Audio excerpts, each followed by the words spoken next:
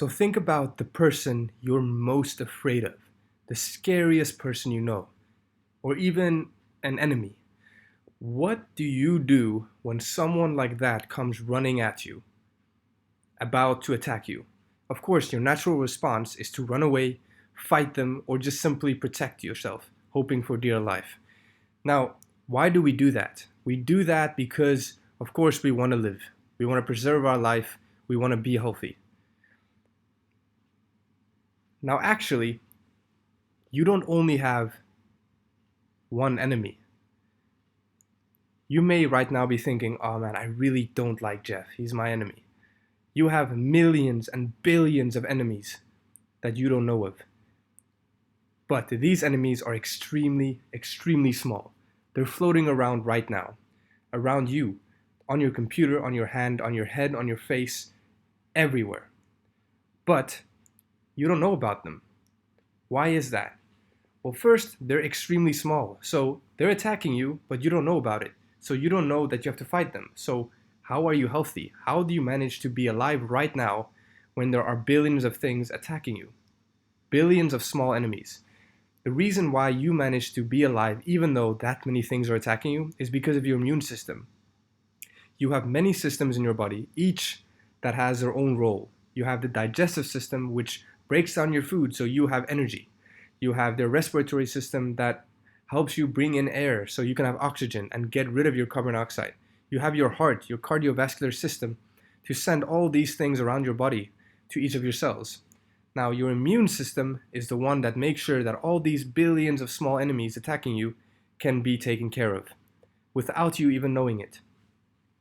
Now, what am I talking about? What are these small enemies? Like, what are their names? So here they are. First, we give them a name. They are called pathogens. A pathogen is any small enemy you can't see and attacks you, attacks your body, and causes harm to you. Now, they can be non-living or living.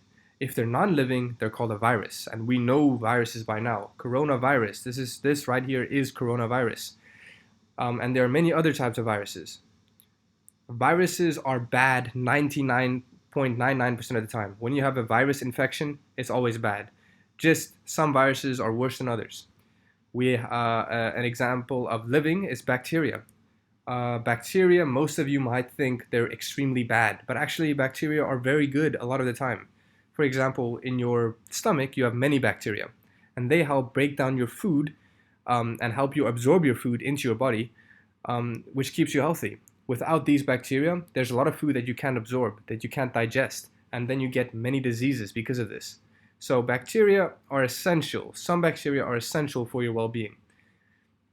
But don't get me wrong, some bacteria are very bad. So that's also true. Okay, how about fungi? So fungi is another type of living pathogen. That's a weird one. Mushrooms? That's true, fungi. It's mushrooms. But the ones that are particularly bad for you are the ones growing on your ceiling, the ones in the corner of your room where it's nice and wet, the black spots.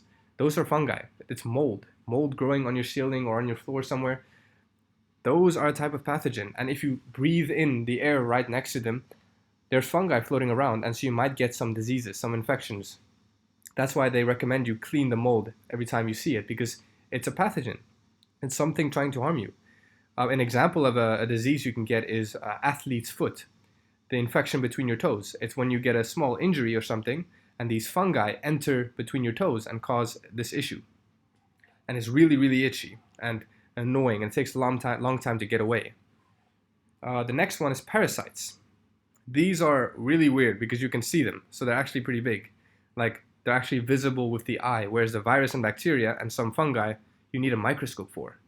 Except when they get big, the fungi, you can see them. So parasites are like worms, really vicious looking creatures. They're really scary. And when they enter your body, a lot of the time your body can take care of them because of your immune system. But sometimes they get too big and they need to be removed by surgery. The last one is Protozoa. This is the least well-known one. So just know that it exists, and it is an example of a living pathogen, but we won't get into much detail for that, because for the IB, you don't need to know that much. Okay, so now the next question is, We know now what the pathogens are, these billions of enemies flowing around everywhere. And we know that your friend Jeff, or whoever you have that's your enemy, you can fight them if they attack you, because they're big. You can punch them, kick them, shove them, whatever you want. They'll go away. But these, how do we fight these? Because we can't even see them. So like I said, your immune system does that for you. But how? How does it do it? So I'm going to tell you a story and then relate it back to the immune system, and you'll see that it's actually really simple, at least the beginning part. So let's get into it. So pretend you're a soldier, you're a leader of your army, and you gotta protect a piece of land. You gotta protect the people on that land. And all you got is your soldiers on this side of this is the wall, right? So this is the wall protecting your land from enemies. These are the enemies, right? And all they gotta do is cross this wall to be able to harm your people, or even you. So we have a wall, that's one mechanism of defense, but a wall is not enough, because this enemy can just jump over, climb over. Sure, the wall slows them down, but it doesn't stop them. But what about these soldiers on top? Yes, they help, because that means, for example, if this enemy is coming close, they can be shot or killed before they even get to the wall. Now, say by the off chance, somehow, this guy is like John Wick or Tom Cruise or something, and he goes on this wall, whacks everybody, manages to surpass it and get into your land. At least you have a lot of soldiers to be able to protect you from them. Now, how does this relate to the immune system? It relates perfectly. Let me show you. This right here is the very beginning of what happens in the immune system. It is called the first line of defense. The first line of defense is the first thing that happens, the first thing that your immune system does to protect you from these billions of pathogens floating around you. So let me show how it relates. Right now, this is the land you're trying to protect with the people inside. This area represents your blood. Your blood is the inside of your body. It is where these pathogens are trying to get into to cause harm to the rest of your body. Because if they can get into your blood, they can be carried around all your body and kill cells everywhere, right? So their whole aim is to get into your blood, into your body. The blood represents the inside of your body, just like this area here, the inside of the base, inside of the land. Now, the wall, what do you think the wall represents? Let's see if you can get it. The wall represents your skin. Your skin presents a major problem for these pathogens. These pathogens, before they can get into your blood, need to go through your skin. And your skin is an annoying material for any kind of pathogen. Let's say this one. This is a bacteria. They fly around. Oh, damn it, damn it, damn it, damn it, damn it. Can't get in. So your skin is extremely, extremely useful. But, like in this situation, the wall is not enough. Because if this guy, this pathogen, this enemy manages to find a way to get around or in or somehow, then they're in, then there's trouble. So we know that in this situation, these guys help a lot on the wall, right? They can shoot them before they even get close. So what does our body have that's like that? Our body has this. These are called secretions. They represent these guys on the towers. Okay, and I'll show exactly, you'll understand exactly why. Let me just quickly label something, make it clear. So skin,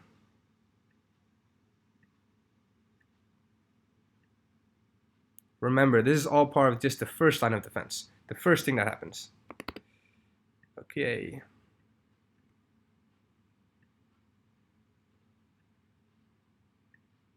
Okay, secretions.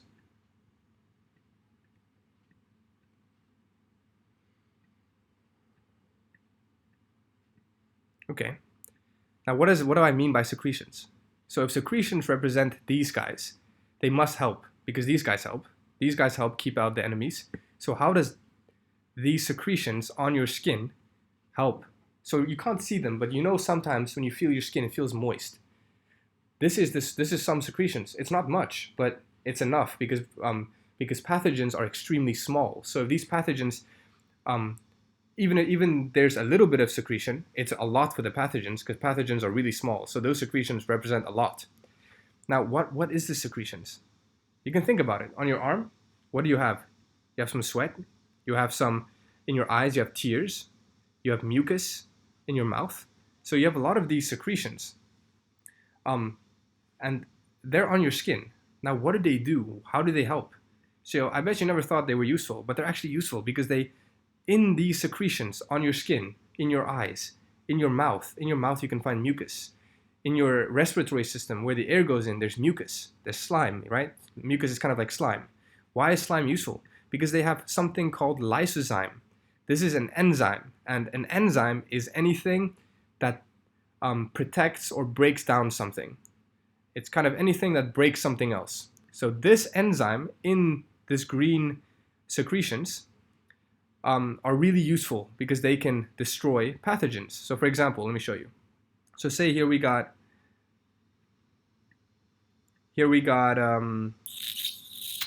a bacteria, a pathogen. It goes into your skin.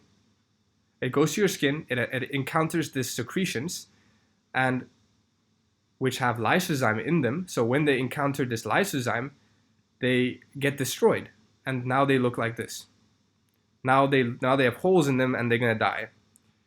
Basically like being shot. Okay, so basically these pathogens, when they come into contact with these secretions on your skin, they get destroyed by an enzyme called lysozyme. Lys means to cut. So basically they're being cut into pieces. And these secretions, like I said, can be found in these places. Now you might be tricky and be like, okay, I understand that they can't cross your skin.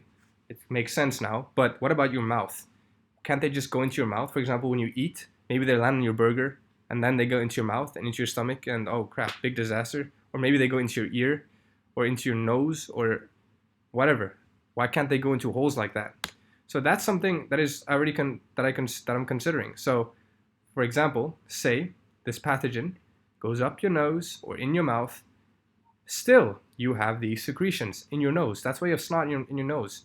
This is an example of the secretions. It's mucus, it's in your nose. So when these bacteria, they go into your nose, they get stuck in this mucus.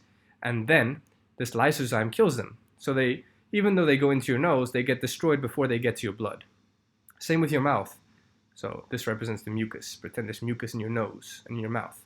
So say this bacteria is now going into your mouth through your food. It goes into your mouth, that's true. But before it can get into your bloodstream or your stomach or whatever, they get destroyed by these secretions which contain lysozyme, which destroys them. So this is all part of the first line of defense.